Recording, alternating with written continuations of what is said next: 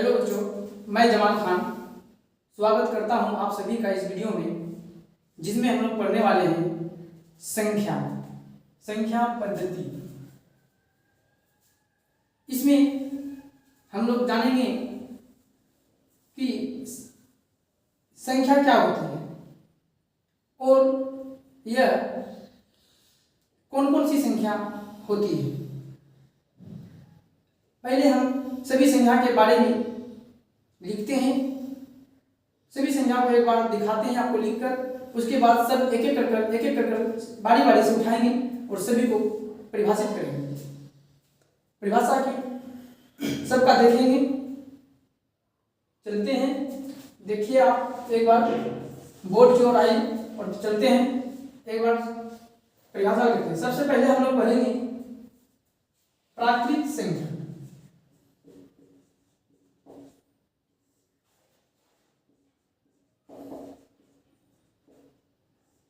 प्राकृत संख्या natural number.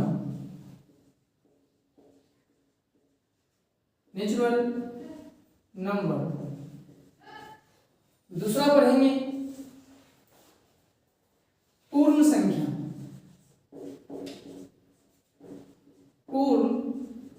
संख्या। Whole number.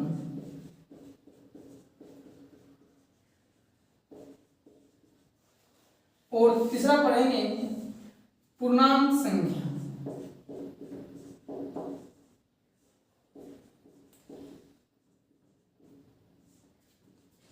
Integer number.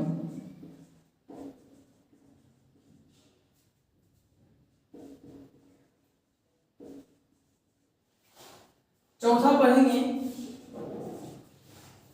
सम संख्या।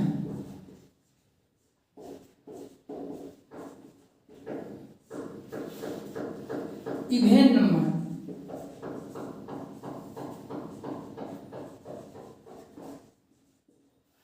पांचवा पढ़ेंगे विषम संख्या।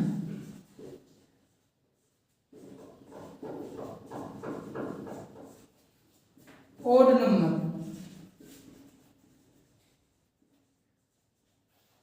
छठा पढ़ेंगे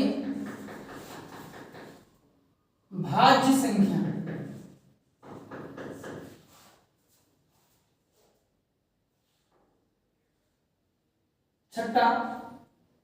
भाज्य संख्या।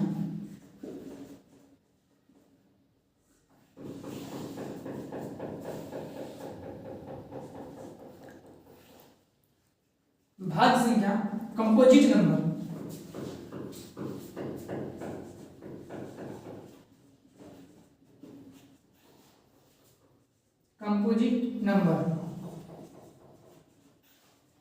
सातवां पढ़ेंगे अभाज्य संख्या।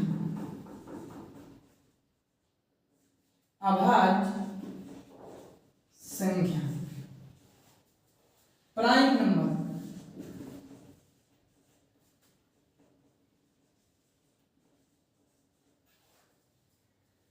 आठवां होगा परिमेय संख्या।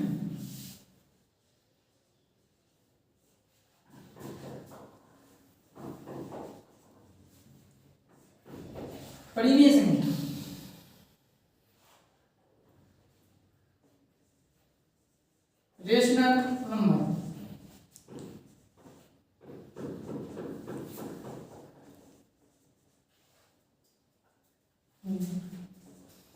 नौवां होगा अपरिमेय संख्या।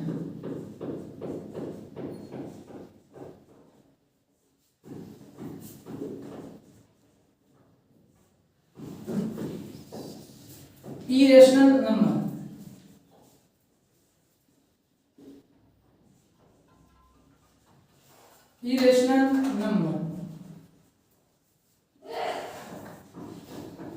दसवां होगा वास्तविक संख्या।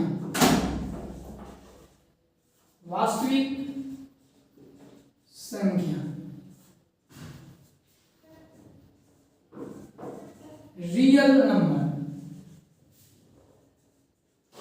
और 11वां होगा सह अभाज्य संख्या।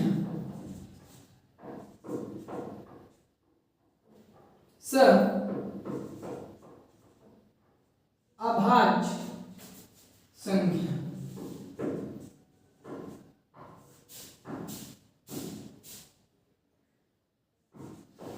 अभाज्य संख्या को प्राइम नंबर,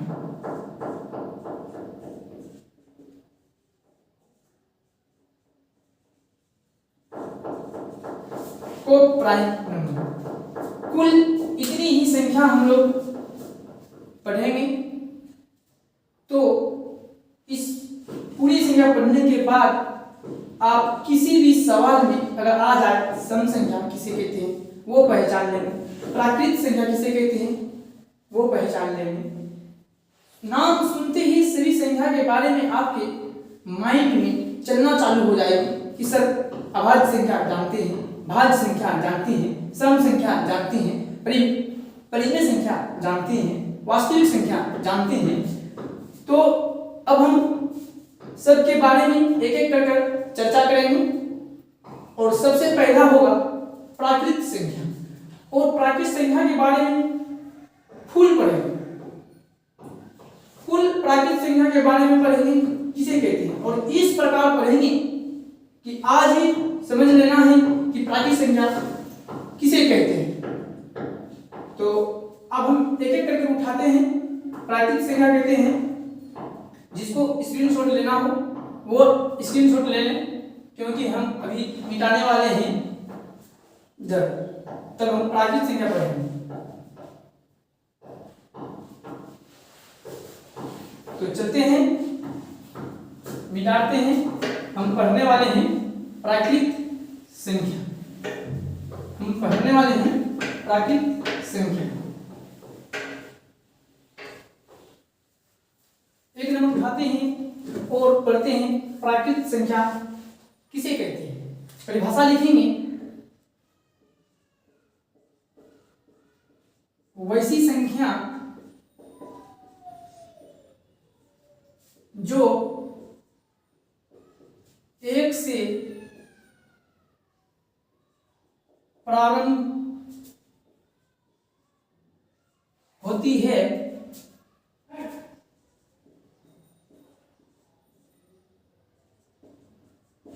उसे प्राकृत संख्या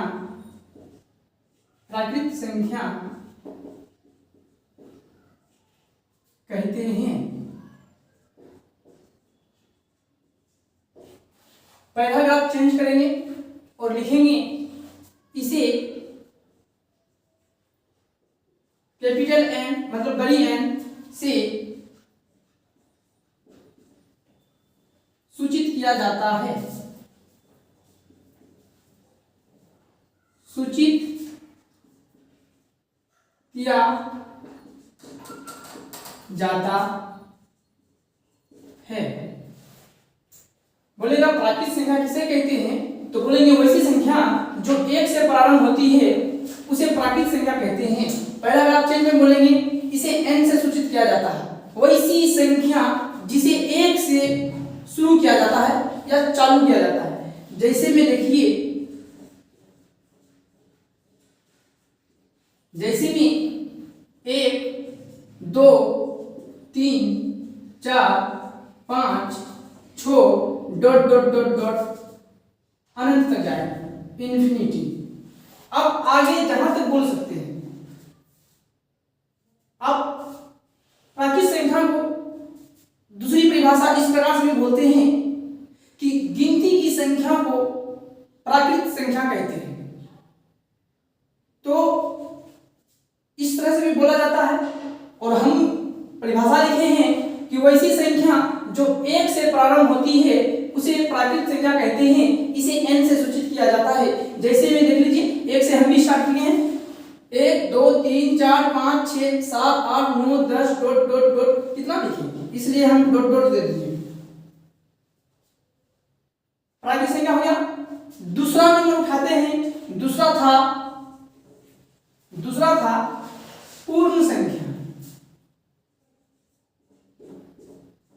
पूर्ण संख्या इसको बोलते हैं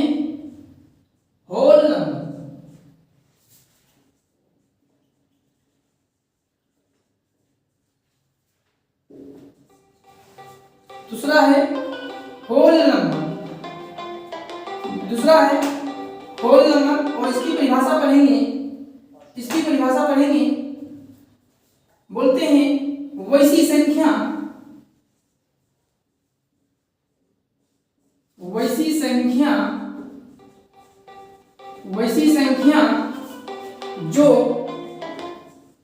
शून्य से, जो शून्य से, शून्य का माने जीरो, शून्य का माने जीरो, वैसी संख्या जो शून्य से प्रारंभ होती है, प्रारंभ होती है, उसे पूर्ण संख्या कहते हैं, उसे पूर्ण संख्या कहते हैं। वैसी संख्या जो शून्य से प्रारंभ होती है उसे पूर्ण संख्या कहते हैं, उसे पूर्ण संख्या कहते हैं। वैसी संख्या जो शून्य से प्रारंभ होती है उसे पूर्ण संख्या कहते हैं। जैसे में देखेंगे, नहीं, इसे पूर्ण संख्या को पहला चेंज में लिखेंगे कि इसे W से सूचित, इसे W से सूचित किया जाता है, किया जाता है। जैसे 0, 1, 2, 3, 4, 5, 6 डॉट डॉट डॉट इंफिनिटी। पूर्ण संख्या समझ गए, प्राकृत संख्या समझ गए। प्राकृत संख्या किसे कहेंगे? जो 1 से प्रारंभ होगी। और पूर्ण संख्या किसे कहेंगे? जो 0 से प्रारंभ होगी। हम कहीं ना एक चीज चाहते हैं, दोनों में देखिए, प्राकृत संख्या को देखिए और पूर्ण संख्या को देखिए। प्राकृत संख्या 1 से चालू होती है और पूर्ण संख्या 0 से चालू होती है। तो कहना यह है कि पूर्ण संख्या में ही प्राकृत संख्या आती है। देख लीजिए, पूर्ण संख्या में ही प्राकृत संख्या होती है, लेकिन प्राकृत संख्या को पूर्ण संख्या नहीं कह सकते हैं। प्राकृत संख्या को पूर्ण संख्या नहीं कह सकते हैं, लेकिन पूर्ण संख्या को प्राकृत संख्या कह सकते हैं, क्योंकि प्राकृत संख्या आती है पूर्ण संख्या में। देख लीजिए, 1, 2, 3, 4, 5, 6। तो नोट में लिखेंगे, नोट में लिखेंगे। और मेरे पास बोर्ड पे जगह नहीं रहने के कारण हम प्राकृत संख्या को मिटाते हैं।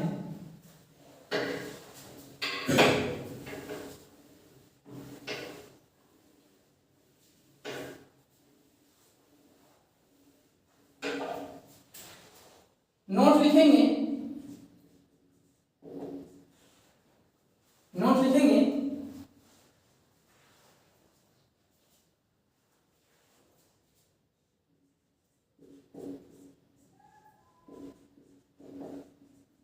पूर्ण संख्या को प्राकृत संख्या कहते हैं,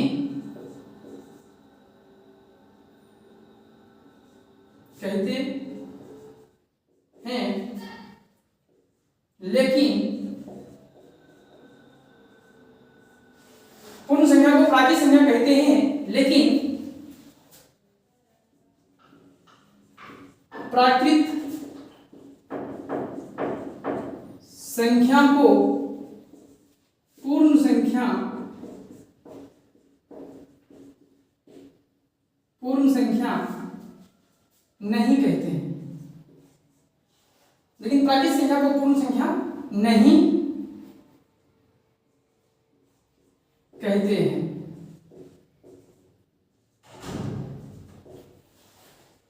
अब 3 नंबर में था सम संख्या, 3 में है सम संख्या। तो अब हम पढ़ेंगे सम संख्या के बारे में। 3 नंबर था सम संख्या, सम संख्या। Even number.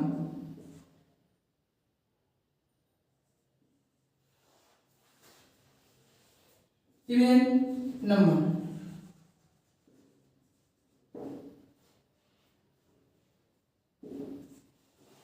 वैसी संख्या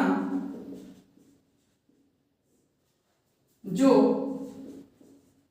2 से पूर्णतः विभाजित होती है, पूर्णतः विभाजित होती है,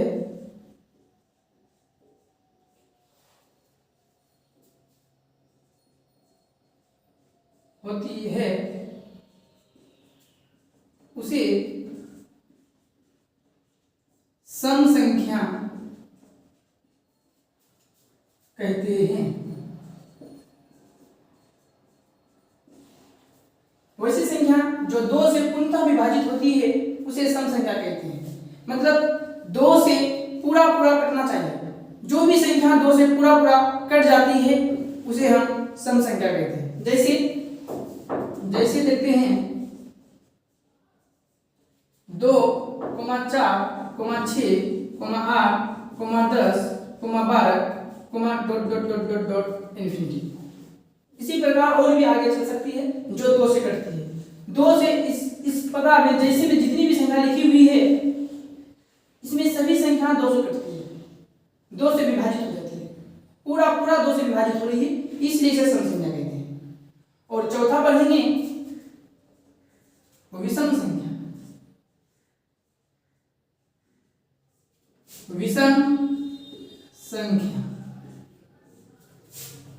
ओड नंबर।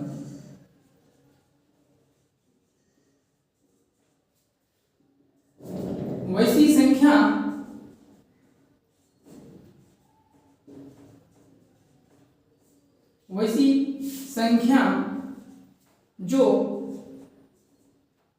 2 से पूर्णतः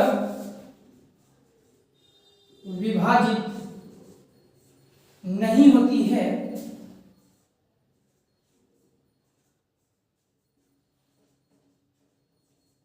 वैसी संख्या जो 2 से पूर्णतः विभाजित नहीं होती है उसे विषम संख्या कहते हैं। उसे विषम संख्या कहते हैं। वैसी संख्या जो 2 से पूर्णतः विभाजित नहीं होती है उसे विषम संख्या कहते हैं। जैसे 1, 3, 5, 7, 9, 11, 13 ...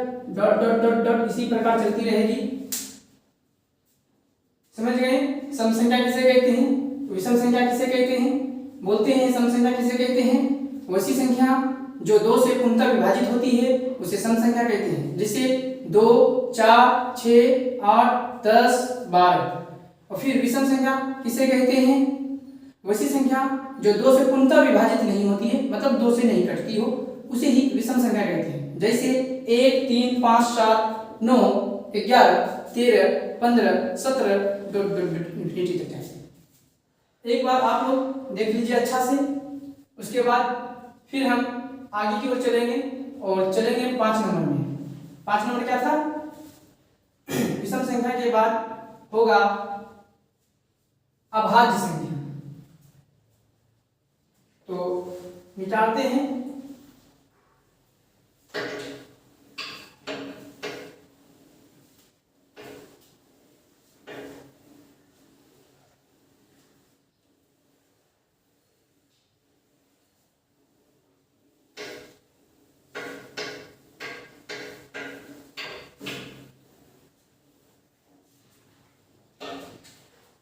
पांच होगा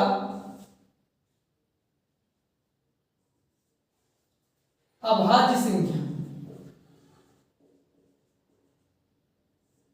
अभाज्य संख्या प्राइम नंबर। अभाज्य संख्या प्राइम नंबर।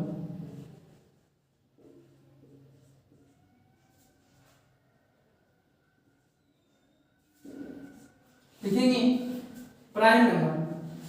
परिभाषा है वैसी संख्या जो एक और स्वयं के अतिरिक्त एक और स्वयं की अतिरिक्त एक और स्वयं की अतिरिक्त अतिरिक्त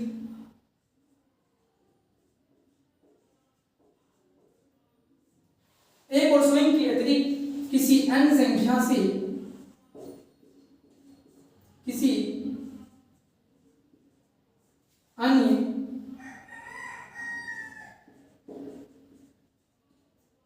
संख्या से वैसी संख्या जो एक और स्वयं के अतिरिक्त किसी अन्य संख्या से विभाजित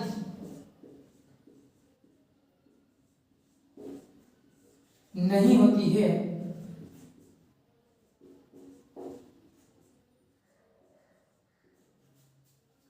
किसी अन्य संख्या से विभाजित नहीं होती है, उसे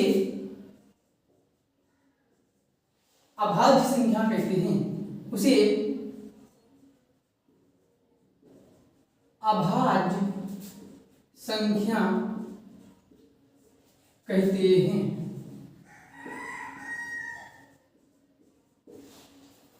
वैसी संख्या जो एक और स्वयं के अतिरिक्त किसी अन्य संख्या से विभाजित नहीं होती है, उसे अभाज्य संख्या कहते हैं। पहले आप परिभाषा पढ़िए और अच्छा से पढ़िए कि वैसी संख्या जो एक और स्वयं के अतिरिक्त स्वयं मतलब अपने आप, एक और स्वयं के अतिरिक्त किसी अन्य संख्या से विभाजित नहीं होती है, उसे अभाज्य संख्या कहते हैं।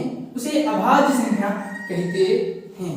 जैसे बोलेंगे उसे अभाज्य संख्या कहते हैं, तो देखते हैं, पहले समझते हैं, जैसे बाद में लिखेंगे, पहले समझते हैं कि अभाज्य संख्या किसे कहते हैं। जैसे अभाज्य संख्या, सबसे पहली अभाज्य संख्या होती है 2। सबसे पहली अभाज्य संख्या 2। क्यों सर? क्योंकि देखिए ये 1 से कटेगी और अपने आप से कटेगी, 1 से कटेगी और अपने आप से कटेगी, तो इसे ही अभाज्य संख्या कहते हैं। जैसे भी 3 को उठाकर देखिए, 3 को लेते हैं तो ये 1 से कटेगी और फिर ये अपने आप से कटेगी और किसी पहाड़ से नहीं कटेगी। ये भी देख लीजिए 1 से कटेगी और अपने आप से कटेगी और किसी पहाड़ से नहीं कटेगी। 3 को उठाकर देखते हैं तो 1 से कटेगी, 3 से कटेगी और किसी पहाड़ से नहीं कटेगी। तो इसलिए परिभाषा कहता है कि जो 1 से और अपने आप से कटता हो उसे अभाज्य संख्या कहते हैं। कोई भी संख्या 1 से और अपने आप से कटे, 1 से और अपने आप से कटे तो उसे हम अभाज्य संख्या कहते हैं। वैसी संख्या जो एक और स्वयं के अतिरिक्त किसी अन्य संख्या से विभाजित नहीं होती है, नहीं कटती है, उसे कहते हैं अभाज्य संख्या। समझ चुके होंगे?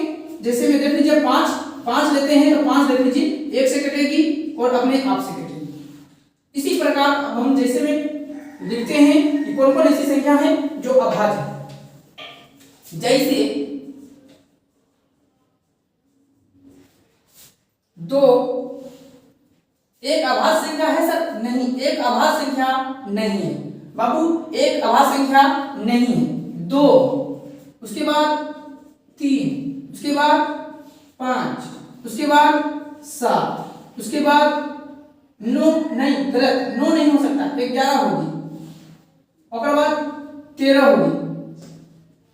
इसी प्रकार dot dot dot dot dot चलते रहे। जो संख्या 1 से और अपने आप से कटे उसी को अभाज्य संख्या कहेंगे। चलिए उसके बाद चलते हैं भाज्य संख्या में। भाज्य संख्या कंपोजिट नंबर, भाज्य संख्या में चलते हैं, भाज्य संख्या चलते हैं। भाज्य संख्या, भाज्य संख्या चलते हैं, भाज्य संख्या। भाज्य संख्या में बोलते हैं composite number, composite number, composite number. और देखते हैं भाज्य संख्या क्या कहते हैं कि वैसी संख्या जो एक और स्वयं के अतिरिक्त किसी अन्य संख्या से भी विभाजित होती हो उसे ही भाज्य संख्या कहते हैं। क्या कहते हैं कि एक से भी कटेंगे और अपने आप से भी कटेंगे और किसी अन्य संख्या से भी कटेंगे, मतलब कोई तीसरी संख्या से भी कटेंगे, उसी को भाज्य संख्या कहेंगे। अच्छा से समझिए कि अभाज्य संख्या किसे कहते हैं और भाज्य संख्या किसे कहते हैं। हम अभी अभाज्य संख्या अभी जस्ट पढ़ा के आए हैं और फिर हम आए हैं भाज्य संख्या में, तो आपको यह नहीं लगना चाहिए कि अभाज्य सर वही है और भाज्य भी वही है। नो, ऐसा आप सोच ही नहीं सकते। आप पहले आस्ते से अभाज्य संख्या को जानिए, उसके बाद भाज्य संख्या में आइए। भाज्य संख्या कहती है वैसी संख्या जो एक और स्वयं के अतिरिक्त किसी अन्य संख्या से भी विभाजित होती है उसे हम भाज्य संख्या कहते हैं। तो लिखेंगे परिभाषा, वैसी संख्या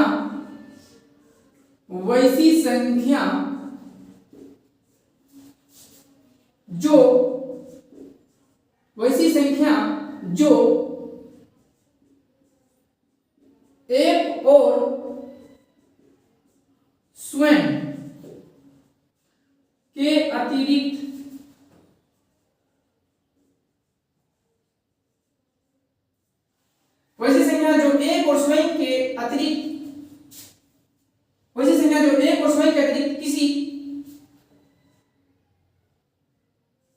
वैसी संख्या जो एक और स्वयं के अतिरिक्त किसी अन्य संख्या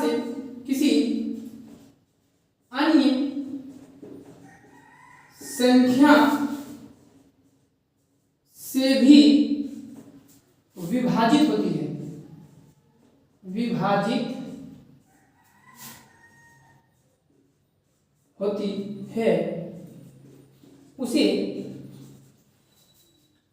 भाज्य संख्या कहते हैं। उसे भाज्य संख्या कहते हैं।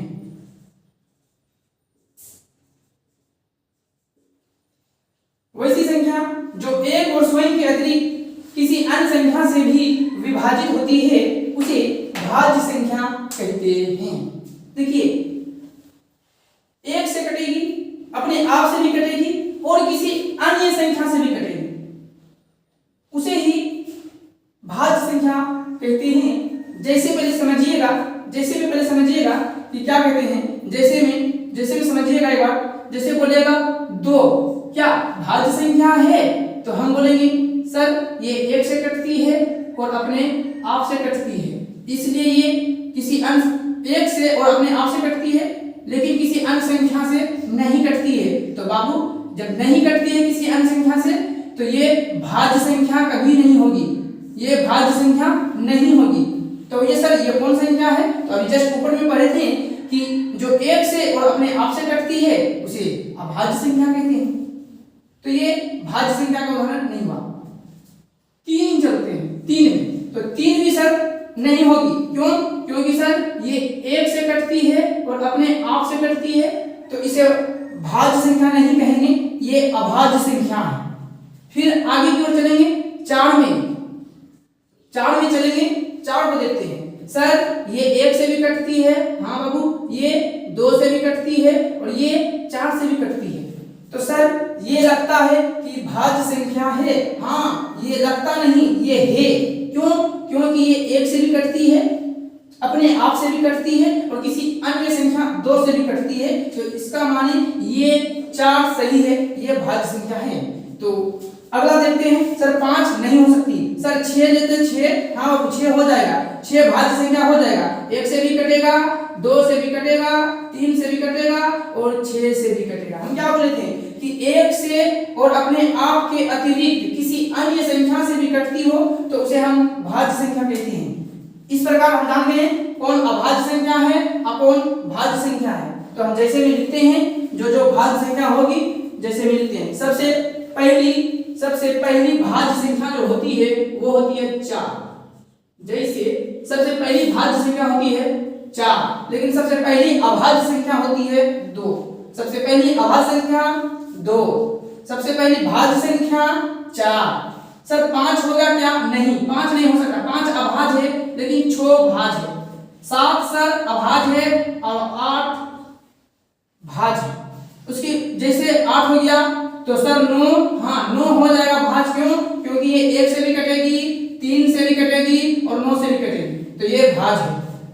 उसी प्रकार 10, उसी प्रकार 11 नहीं हो सकता, 12 हो जाएगा, 13 नहीं होगा, 14 हो जाएगा, 15, हाँ 15 हो जाएगा। 15 क्योंकि 1 से भी कटती है और 3 से भी कटती है और 5 से भी कटती है और 15 खुद 15 से कटती है, अपने आप से कटती है। इसी प्रकार dot dot dot dot dot इसे कहते हैं भाज्य संख्या। चलिए आगे की ओर बढ़ते हैं। और भाज्य संख्या के बाद एक संख्या छूटी हुई है, पूर्णांक संख्या। पूर्णांक संख्या, हाँ पूर्णांक संख्या छूट गई है जो 3 नंबर में था। क्या क्या था? इंटीजर, इंटीजर नंबर, पूर्णांक संख्या। कोई बात नहीं है, बताइए। और उसके बाद चलते हैं पूर्णांक संख्या में। पूर्णांक संख्या आगे की ओर चलते हैं। पूर्णांक संख्या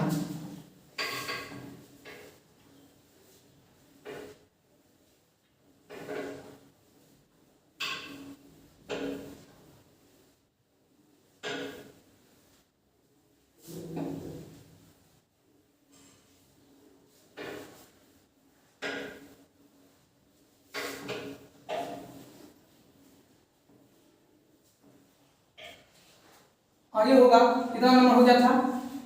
भाज्य संख्या 5, 6, 7 नंबर हो गया क्या? 7 नंबर। पढ़ते हैं पूर्णांक संख्या। पूर्णांक संख्या इंटीजर नंबर।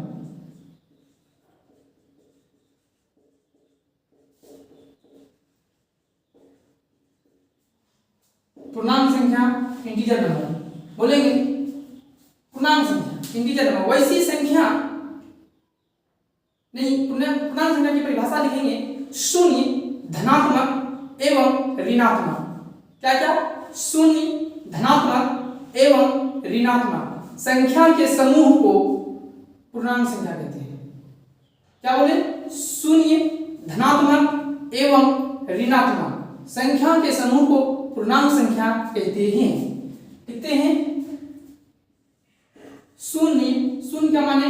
0, शून्य यानी 0, शून्य, धनात्मक, शून्य, धनात्मक एवं ऋणात्मक शून्य, धनात्मक एवं ऋणात्मक संख्याओं के समूह को, संख्याओं के समूह को, संख्या के समूह को पूर्णांक संख्या कहते हैं। शून्य, धनात्मक एवं ऋणात्मक संख्या के समूह को पूर्णांक संख्या कहते हैं। पूर्णांक संख्या कहते हैं। शून्य, धनात्मक एवं ऋणात्मक संख्या के समूह को पूर्णांक संख्या कहते हैं। पैराग्राफ चेंज करेंगे और लिखेंगे इसे जड़ से सूचित किया जाता है। इसे जड़ से सूचित किया जाता है। याद रखेंगे कि पूर्णांक संख्या हमेशा या तो नेगेटिव होगी, या तो धनात्मक होगी, या फिर ऋणात्मक होगी। देखते हैं कि पूर्णांक संख्या अगर पौंड में आ जाए या दशमलव में आ जाए, पूर्णांक संख्या दशमलव में कभी नहीं होती ही नहीं है। दशमलव में अगर आप सोचते हैं तो गलत सोचते हैं। दशमलव में पूर्णांक संख्या कभी नहीं हो सकती, या तो शून्य, या तो धनात्मक और फिर या तो ऋणात्मक। जैसे जैसे जैसे -3, लिखिए, जैसे -3, -2, -1 0 हो सकती है, +1, 2, 3 4 डॉट डॉट डॉट डॉट।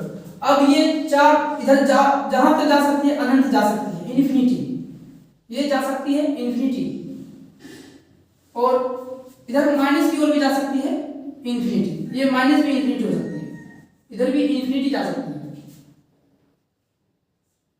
ऐसा नहीं कि -3 से ही चालू होगी, नहीं, -4 -5 -6 -7 -8 जहां तक जा सकते हैं इधर माइनस में, 0 और 1 2 3 4 5 अब भी इधर जा सकते हैं प्लस में। तो यही बात होती है कि शून्य, धनात्मक एवं ऋणात्मक संख्या के समूह को पूर्णांक संख्या कहते हैं।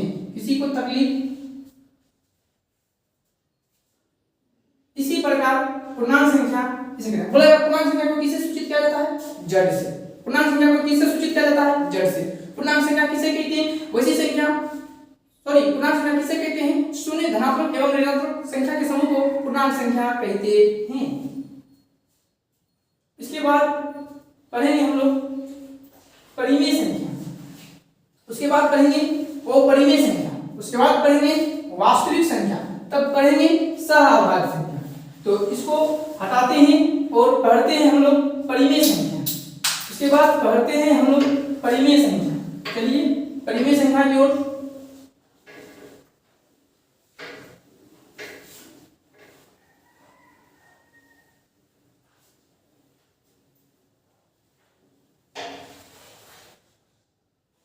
परिमेय संख्या,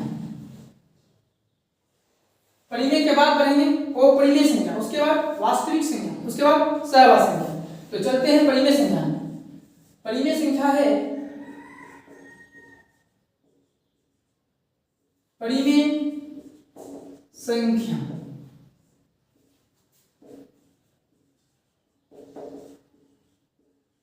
रेशनल नंबर।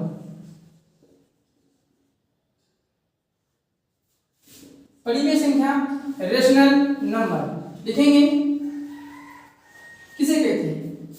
वैसी संख्या जिसे p/q के रूप में लिखा जाता हो उसे परिमेय संख्या कहते हैं। वैसी संख्या जिसे p/q के रूप में लिखा जाता हो उसे परिमेय संख्या कहते हैं। लिखेंगे कि वैसी संख्या जिसे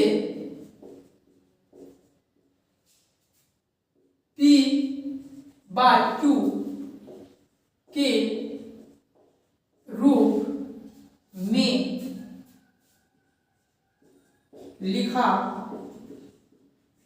में लिखा जाता हो उसे परिमेय संख्या कहते हैं, उसे परिमेय संख्या कहते हैं। देखिए वैसी संख्या जिसे p/q p को कहते हैं अंश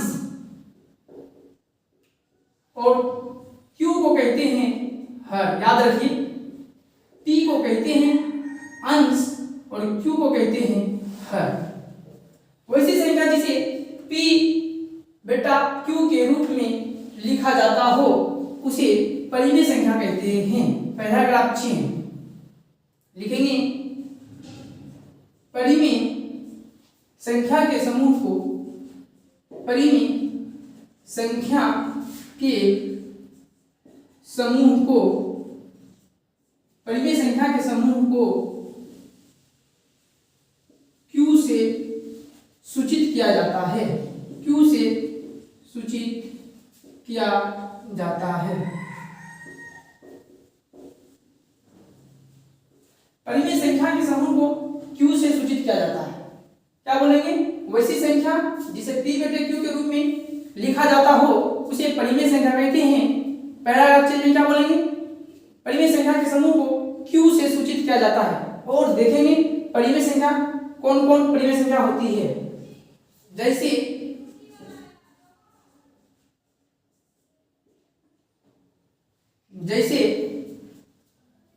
परिमेय संख्या 5 जी परिमेय संख्या है, परिमेय संख्या है यस। परिमेय संख्या 1/2 है सर, -3/4 हाँ है।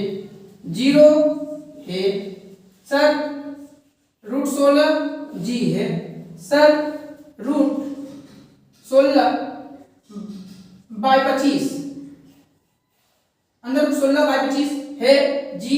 क्यों बड़ी संख्या है? क्योंकि 16 स्क्वायर है किसका 4 का, निकल जाएगा। 25 जी सर किसका स्क्वायर है 5 का, निकल जाएगा। तो इसको क्या लिख सकते हैं? इसको लिख सकते हैं 4/5। लगता है रूट में है लेकिन निकल जाएगा, रूट में है जी, निकल जाएगा।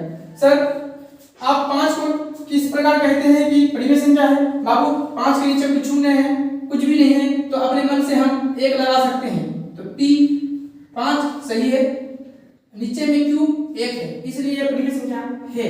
जैसे में अगर हम लिखते हैं, कोई बोलता है कि बताइए 8 परिमेय संख्या है जी है। क्यों?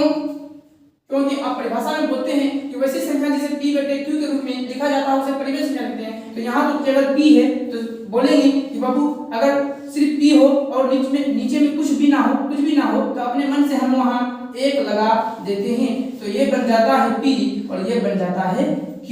जब भी किसी संख्या के नीचे कुछ ना हो तो हम अपने मन से मानते हैं कि नीचे में 1 होता है।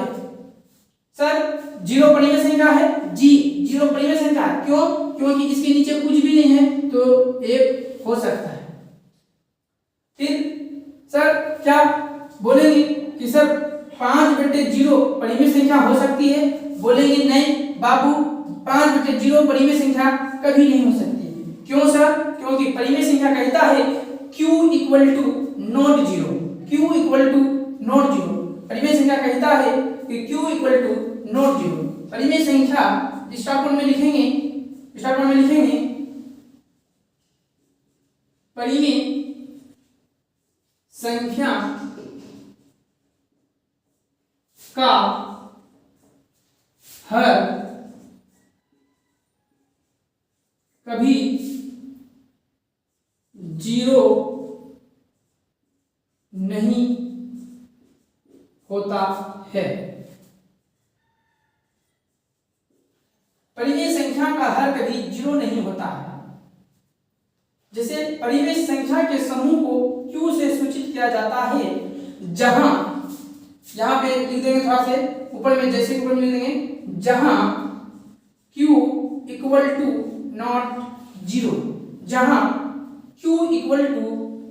0, बोलेंगे परिमेय संख्या के समूह को Q से सूचित किया जाता है जहां Q = 0। बाबू हर का मान Q का मान कभी 0 नहीं होगा। अगर आप परिमेय संख्या में Q का मान 0 लिखते हैं तो वो परिमेय संख्या नहीं होगी। हाँ 0 अगर आप ऊपर लिख दीजिएगा तो परिमेय संख्या हो जाएगी, 0 आप अगर ऊपर लिखिएगा तो परिमेय संख्या हो जाएगी। जैसे में हमने 0 नीचे लिख दिए हैं इसलिए परिमेय संख्या नहीं होगी, लेकिन यही अगर हम 0 ऊपर लिखते हैं और नीचे देते हैं 2 तो ये परिमेय संख्या हो जाएगी। क्यों? क्योंकि हर का मान इस बार 0 नहीं है, अंश का मान 0 हो सकता है लेकिन हर का मान कभी 0 नहीं होगा, क्योंकि साफ साफ कह दिया गया है कि जहां Q = ≠0। बताइए कोई तकलीफ? अब हम परिमेय संख्या पढ़ लेते हैं, तो अब हम पढ़ेंगे अपरिमेय संख्या। अपरिमेय संख्या क्या कहता है कि वैसी परिमेय संख्या जिसे P/Q के रूप में नहीं लिखा जाता हो उसे अपरिमेय संख्या कहते हैं। अपरिमेय संख्या बनती है वैसी परिमेय संख्या जिसे P/Q के रूप में नहीं लिखा जाता हो उसे अपरिमेय संख्या कहते हैं। तो चलते परिभाषा की ओर, परिभाषा लिखते हैं अपरिमेय संख्या। तो क्या करेंगे, इसी को हम बदल देते हैं, उतना क्या मिटा लेंगे, इसी को बदल देते हैं 9, इसके आगे लगा देते हैं अपरिमेय संख्या और इसका अब इसका इंग्लिश हो जाएगा इरेशनल नंबर।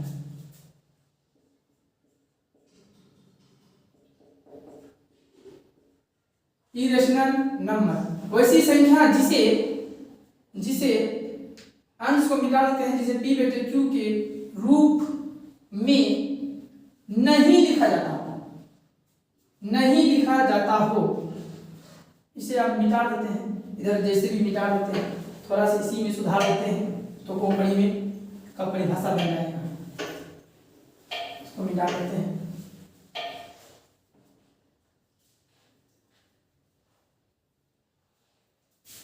वैसी संख्या जिसे p बटे q के रूप में नहीं लिखा जाता हो, वैसी संख्या जिसे p बटे q के रूप में नहीं लिखा जाता हो उसे अपरिमेय संख्या कहते हैं। उसे अपरिमेय संख्या कहते हैं। वैसे संख्या जिसे p बटे q के रूप में नहीं लिखा जाता हो उसे अपरिमेय संख्या कहते हैं। उसे अपरिमेय संख्या कहते हैं। अब सही कर दिए हैं। अब ये पहले परिमेय था, परिमेय को ही सुधार दिए हैं, ओ लगा दिए आगे। तो क्या है अपरिमेय संख्या, बार बार मिटाने से अच्छा है इसी को सुधार दिया हो। अपरिमेय संख्या इरेशनल नंबर कहते हैं। और वैसी संख्या जिसे p बटे q के रूप में नहीं लिखा जाता हो उसे अपरिमेय संख्या कहते हैं। बताइए जैसे दिखाते हैं सर, जैसे अब इसे हम अपरिमेय संख्या कहते हैं जिसे हम नहीं लिख सकते हैं। जैसे अपरिमेय संख्या में √3, क्या आप √3 किसी का स्क्वायर है? नहीं। √3 का मान निकल सकता है? नहीं। तो ये अपरिमेय संख्या है। हाँ, पौंड में आ जाए, पौंड में आ जाए 1.413 चलते रहे, डॉट डॉट डॉट डॉट चलते रहे, तो ये अपरिमेय संख्या है। ये अपरिमेय संख्या है। फिर सर ऊपर में आ जाए √2/3, ये कौन सी संख्या है? अपरिमेय। क्यों? क्योंकि √2 का मान नहीं निकलेगा, पौंड में आ जाएगा। फिर लिखते हैं जैसे √16 बेटे में √9, सॉरी 9 नहीं 7, तो बताइए √16 तो निकल जाएगा 4 पर √7 का नहीं निकलेगा, इसलिए ये अपरिमेय संख्या है। फिर ऐसा भी रह सकता है √3/2, यानी रूट में रहे, पौंड में रहे, मतलब रूट से बाहर मान अगर ना आ रहा हो तो उसको कहते हैं अपरिमेय संख्या। अब हम परिमेय हो गया, अपरिमेय हो गया, इसके बाद 10 नंबर की ओर चलते हैं और 10 नंबर कहता है वास्तविक संख्या। कौन संख्या? वास्तविक संख्या। वास्तविक संख्या। वास्तविक संख्या पढ़ेंगे, इसको बोलते हैं real number. Real number, real number. वास्तविक संख्या पढ़ेंगे। वास्तविक संख्या कहता है कि परिमेय संख्या और अपरिमेय संख्या के समूह को वास्तविक संख्या कहते हैं। क्या बोलेंगे? वास्तविक संख्या परिभाषा कि परिमेय संख्या और अपरिमेय संख्या के समूह को वास्तविक संख्या कहते हैं। लिखते हैं परिमेय संख्या, परिमेय संख्या और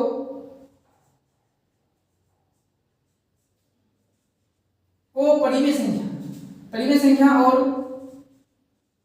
अपरिमेय संख्या के समूह को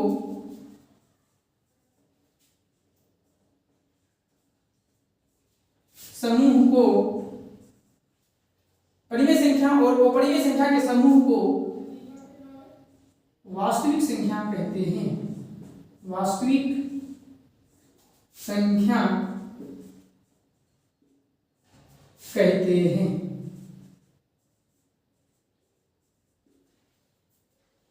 देखेंगे परिमेय संख्या और अपरिमेय संख्या के समूह को वास्तविक संख्या कहते हैं। पैराग्राफ में लिखेंगे वास्तविक संख्या, इसे कैपिटल R से सूचित किया जाता है। सूचित किया जाता है। इसे R से सूचित किया जाता है। किसे R से सूचित किया जाता है? तो वास्तविक संख्या को इसे R से सूचित किया जाता है।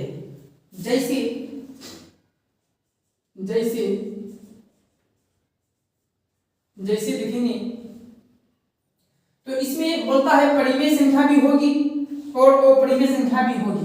जब परिमेय और अपरिमेय एक साथ रहे, परिमेय और अपरिमेय एक साथ रहे, जब भी परिमेय संख्या और अपरिमेय संख्या एक साथ रहे तो उसे कहते हैं वास्तविक संख्या, उसे कहते हैं वास्तविक संख्या। जैसे 0 कौन संख्या है? परिमेय संख्या है। 2/3 परिमेय संख्या है। सर √3 वो परिमेय संख्या है। सर -2/3 बताइए वो परिमेय संख्या है कि नहीं? तो अब भी परिमेय भी देंगे और साथ साथ अपरिमेय भी लिखेंगे। जब दोनों एक ही साथ रहेगी, परिमेय भी रहेगी अपरिमेय रहेगी, दोनों जब एक ही साथ आ जाए, एक ही साथ देखेंगे कि ये परिमेय है, अपरिमेय है, ये परिमेय है, अपरिमेय है, तब एक ही साथ अगर भेटा जाए तो उसको बोलते हैं वास्तविक संख्या। जैसे 2/3 √2 0 -2/3 √6 अंदर √6/5 फिर √12/6 नहीं होगा, ऐसा भी हो सकता है। फिर दे देते हैं 5 परिमेय संख्या है, ये अपरिमेय संख्या है। फिर एक लिख देते हैं √16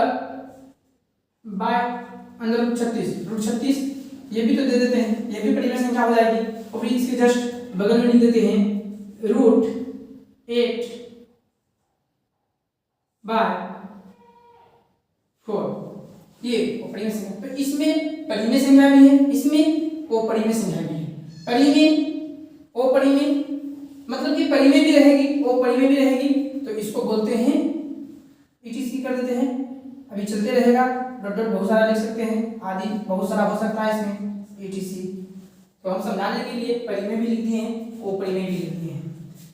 तो इसको कहते हैं वास्तविक संख्या। आशा करते हैं कि आप लोग समझ चुके होंगे।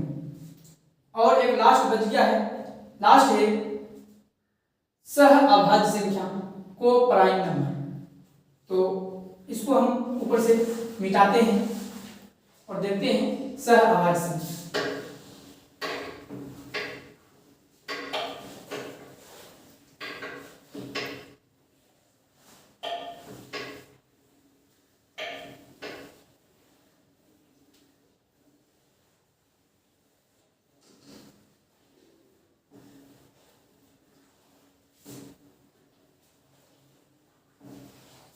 लास्ट है 11 सह अभाज्य संख्या।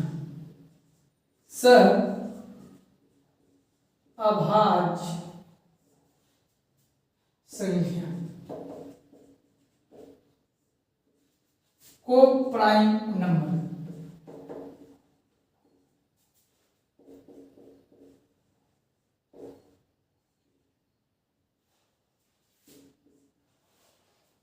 सह अभाज्य संख्या किसे कहते हैं?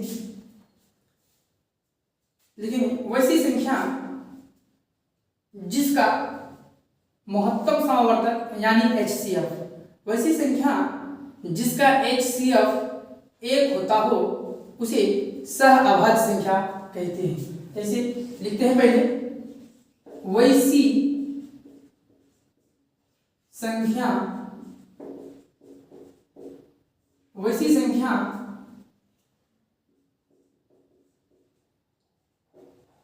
जिसका HCF 1 होता है उसे सह अभाज्य संख्या कहते हैं। सह अभाज्य संख्या उसे सह अभाज्य संख्या कहते हैं। वैसी संख्या जिसका HCF 1 होता है उसे सह अभाज्य संख्या कहते हैं। जिसका HCF 1 होता है उसे सह अभाज्य संख्या कहते हैं। जब दो संख्या लेंगे और दोनों का HCF निकालेंगे और HCF हो जाएगी 1, तो दोनों संख्या जो होगी वो एक सह अभाज्य संख्या होगी। बहुत ही इम्पोर्टेंट बात है और बहुत ही परीक्षा की दृष्टि से इम्पोर्टेंट भी है, इसलिए आप इसे ध्यान से याद रखिएगा। जैसे हम समझाते हैं, लेकर एक लेते हैं, जैसे 13 और 20। देखते हैं 13 और 20, 13 और 20 को देखते हैं क्या इसका इन दोनों संख्याओं का HCF, इन दोनों संख्याओं का HCF एक आता है। चलते हैं HCF बनाते हैं, HCF बनाते हैं। देखिए HCF बनाते हैं 13 भागा 20, 13 भागा 20। तो बताइए भाग लगाइए, 13 कम 13 बचा कितना 10, 10 में से 3 गया 7, 1 खत्म। घेरिए, जिससे भाग दे थे उसको बीच में डालिए और फिर भाग लगाइए 7 से, 7 कम 7 बचेगा कितना, सॉरी 7 कम 7, तो घटाएंगे 13 में 7 गया 6, फिर किसको डालेंगे 7 को, तो डाल दिए 6 कम 6, 7 में 6 गया 1, 7 में 6 गया 1, फिर भाग लगाएंगे और डालेंगे किसको 6 को, तो बताइए 1 में 6 कितना बार में 6 बार में, 6 कम 6, तो बताइए कट गया, किससे कटा, किससे कटा 1 से कटा, किससे कटा 1 से कटा, इसलिए HCF इसका 1 हुआ। तो इसको कह सकते हैं कि 13 और 20 जो है ये एक सहअभाज्य संख्या है, 13 और 20 जो है एक सहअभाज्य संख्या। आप दो संख्या लीजिए, दोनों का HCF निकालिए, अगर HCF 1 आ जाता है तो कहते हैं उसे सहअभाज्य संख्या। कैसे कहते हैं, सहअभाज्य संख्या। जैसे और देखिए सहअभाज्य संख्या में क्या होगा, 15 और 16 हो जाएगा, 15 और 16 यह भी एक सहअभाज्य संख्या है। और देखिए 3 और 7, 3 और 7 भी एक क्या है, 3 और 7 भी एक सहअभाज्य संख्या है। ये दोनों भी एक सहअभाज्य संख्या है, ये दोनों भी एक सहअभाज्य संख्या है। और इसी प्रकार ढेरी संख्या है, आप ले भी सकते हैं। जैसे 3 साथ ले लिए 5 और 9 भी हो जाएगा, 5 और 9 भी हो जाएगा। इसी प्रकार ढेरी संख्या है क्या, अभाज्य संख्या, दो अभाज्य संख्या को उठा लीजिए, दोनों का HCF निकाल दीजिए, सहअभाज्य संख्या हो जाएगी। जैसे 5 से निकालते हैं 9 में, तो 5 का ट्राई करते हैं, 9 से देखते हैं, 5 और 9 में देखते हैं, 5 और 9 में देखते हैं 5 और 9 का HCF 1 आता है, लगाइए 5 कम 5 4, घेरिए 5 उतारिए, एक बार में 4, 5 में 4 गया 1, फिर घेरिए 4 को बीच में डालिए, 4 कम 4, तो देखिए इसका जो HCF आया है वो आया है 1। इस प्रकार जो सहअभाज्य संख्या बताएं, पूरा इसी प्रकार से हम लोग जानते हैं कि कौन सहअभाज्य संख्या है और कौन सहअभाज्य संख्या नहीं हो सकता। तो बताइए वीडियो आप लोग को कैसा लगा, और जहाँ पे आप लोग को समझ में नहीं आया तो आप लोग हमें कमेंट करेंगे कि सर हमें यहाँ पे समझ में नहीं आया, तो फिर से हम उस वीडियो को फिर से दोबारा लाएंगे और फिर आपको अच्छी तरह से, इससे भी अच्छा तरह से, इससे बहुत ही, इससे भी और भी चाहेंगे कि और भी अच्छा तरह से बोले और आपको जरूर समझ में आएगा। थैंक यू, धन्यवाद।